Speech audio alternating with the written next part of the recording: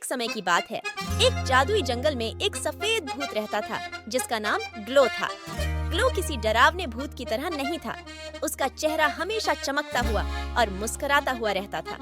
उसे नई नई चीजें खोजने का बहुत शौक था। एक दिन जब वह अपने पुराने अटारी में सैर कर रहा था, उसने एक पुराना खजाने का नक्शा पाया। नक्शा पुराना और फटा हुआ था, लेकिन ग्लो को उस पर खजाने का रास्ता दिख रहा था।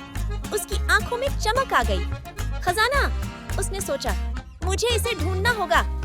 उसने तुरंत अपने दो सबसे अच्छे दोस्तों को बुलाया, बैटी जो एक चालाक चमगादड़ था और स्काउट जो एक बहादुर कुत्ता था।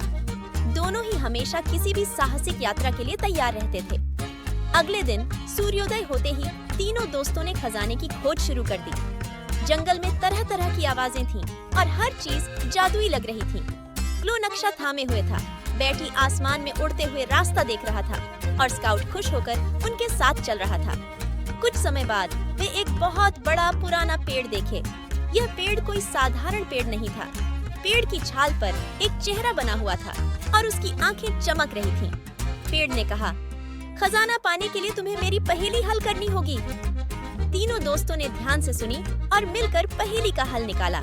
पेड़ की शाखाएं हिली और एक छिपा हुआ रास्ता खुल गया जिससे वे आगे बढ़ सके। इसके बाद वे एक चमकती हुई नदी के पास पहुंचे। नदी का पानी सूरज की रोशनी में चमक रहा था, लेकिन यह बहुत गहरी और चौड़ी थी। क्या किया उन्होंने? उन्होंने तैरते हुए लकड़ी के तख्तों का उपयोग किया। ग्लो एक तख्ते पर संतुलन बनाकर बैठ गया। स्काउट दूसरे तख्ते को धकेलता रहा और बैटी ऊपर उड़ते हुए रास्ता दिखाता रहा। साथ मिलकर वे सुरक्षित रूप से नदी को पार कर गए। नदी पार करने के बाद वे एक अंधेरे गुफा के पास पहुंचे। गुफा का मुंह झाड़ियों से ढका हुआ था और अंदर से अजीब चमकती हुई आंखें दिख रही थीं। लेकिन ग्लो बहादुर था और वह आगे बढ़ा। उसके दोस्त भी उसके पीछे चल पड़े। गुफा के अंदर हजारों चमकते हुए जुगनू रास्ता दिखा रहे थे। यह दृश्य जादुई था। जुगनू आगे आगे उड़ते हुए उन्हें गुफा के अंदर गहरे तक ले गए। अंत में वे एक पत्थर की मेज के पास पहुंचे, जहां खजाने का संदूक रखा हुआ था। लेकिन वह संदूक एक मुश्किल पहेली से बंद था। उसमें रंगीन चमकते हुए रत्न थे, जिन्हें सही जगह पर रखना था।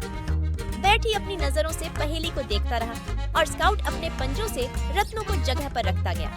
कुछ देर बाद संदूक खुल गया और वहाँ खजाना था। वहाँ जो खजाना था वह था चमचमाते हुए मिठाइयाँ, जादुई खिलौने और चमकते रत्न। यह खजाना उनसे भी खूबसूरत था जो उन्होंने कभी सोचा था। लेकिन असली खजाना यह था कि वे इसे अपने दोस्तों के साथ बांट रहे थे।